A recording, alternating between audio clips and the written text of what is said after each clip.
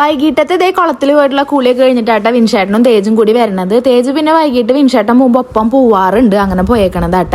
അങ്ങനെ വന്ന് ഇതേ ശരണം വിളിക്കാനായിട്ട് അകത്ത് കയറി പോണത്. ഞാൻ അപ്പോഴേക്കും വിളക്കും കാര്യങ്ങളൊക്കെ കുളത്തിൽ റെഡിയാക്കി വെച്ചിട്ടുണ്ടായിരുന്നു.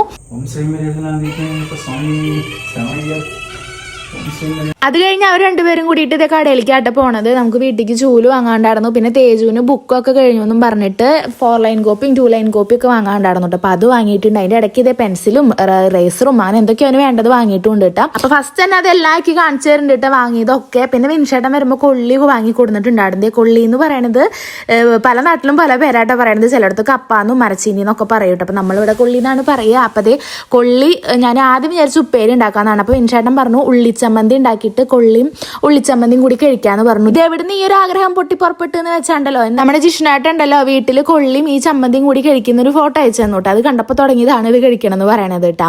അങ്ങനെ വിൻഷേട്ടനെ ഞാൻ ചമ്മന്തി ഉണ്ടാക്കുന്നത് ചെറുള്ളിയും ഉപ്പും പച്ചമുളക് ഇങ്ങനെ നീണ്ട ശരിക്കും കാന്താരി മുളകൊക്കെയാണ് ഇതിലേക്ക് വേണ്ടത്. അത് കിട്ടാത്ത കാരണം നമ്മൾ ഈ മുളക് ഇട്ടു, കുറച്ച് വെളിച്ചെണ്ണയൊക്കെ ഇട്ടിട്ട് ഇത് കുത്തി ചതയ്ക്കുന്നുണ്ട് കേട്ടോ. ഞാൻ പിന്നെ പെട്ടെന്ന് തന്നെ കൊള്ളിയുടെ തോലൊക്കെ ചെത്തി കളഞ്ഞ് കഴുകി ഇതേ കഷ്ണം കഷ്ണാക്കി വേവിക്കാൻ വേണ്ടിയിട്ടാട്ടോ. അപ്പൊ തേജു ഇതേ ഓറഞ്ച് കഴിക്കുന്നുണ്ട്, ഓരോ അല്ലി ഞങ്ങൾക്കും കൊടുന്നിരുന്നുണ്ട് കേട്ടോ.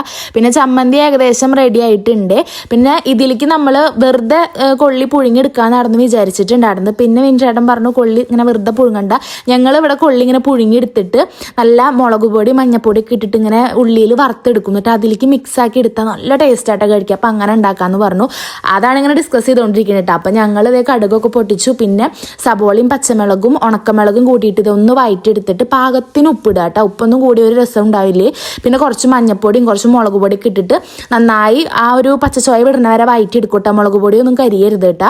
അങ്ങനെ ഒന്ന് വയറ്റി വന്നതിന് ശേഷം നമ്മുടെ വേവിച്ച കൊള്ളിട്ട കൊള്ളി നന്നായി വേവിക്കൂട്ടെ. ഞങ്ങൾ നല്ല വേവിക്കും, ഉടഞ്ഞു വരുന്ന രീതിയിലാണ് വേവിക്കുക. എന്നിട്ട് ഇത് നന്നായി മിക്സാക്കി എടുക്കുക. എന്നിട്ട് ചെറുതായിട്ടൊന്ന് ഗ്യാസ് കുറച്ചിട്ടിട്ട് അതിലിങ്ങനെ വെക്കും. ആ നേരം കൊണ്ട് ഞാൻ നമ്മുടെ ബാക്കി പാത്രങ്ങളെല്ലാം കഴുകുന്നുണ്ട്. അല്ലെങ്കിൽ ഇതൊക്കെ കഴിച്ച് കഴിഞ്ഞ് വരുമ്പോൾ കൊട്ടത്താളം അങ്ങനെ നിറഞ്ഞിരിക്കുന്ന കാണുമ്പോൾ എന്തോ പോലെ കേട്ടോ. അതുകൊണ്ട് അവിടെയൊക്കെ ക്ലീൻ ആക്കി ഇട്ടു. അങ്ങനെ എന്തെങ്കിലും നമ്മുടെ കൊള്ളി സെറ്റായിട്ട് വന്നിട്ടുണ്ട്. അതിനിങ്ങനെ കോരി കഴിക്കുക എന്തൊരു ടേസ്റ്റാണെന്ന് അറിയോ ചൂട് കൊടുക്കണേ. പിന്നെ ഞങ്ങൾ ഇതേ പ്ലേറ്റിലേക്ക് ആദ്യം ഞാനിത് സാമിക്കുള്ളതാട്ടോ മാറ്റിയേക്കുന്നത്.